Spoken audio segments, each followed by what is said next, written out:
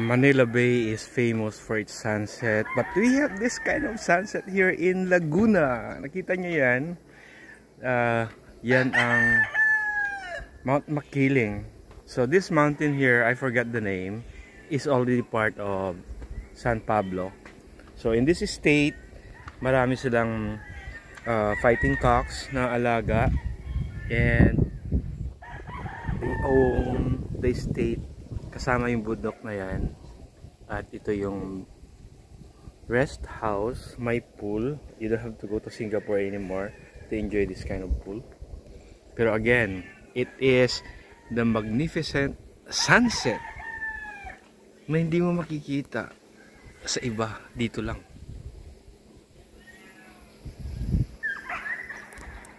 Yan, they have planted yung special kind of pine trees. So, pati coconuts, meron ding saging. Pero ito, ang laki ng estate. But still, it's the sunset. Grabe yung sunset. Ang ganda.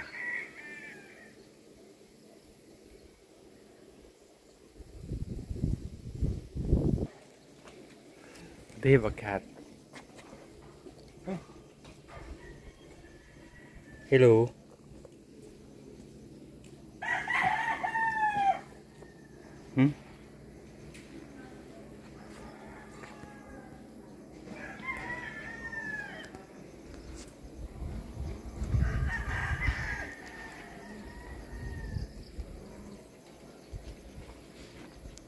Ayan, maganda.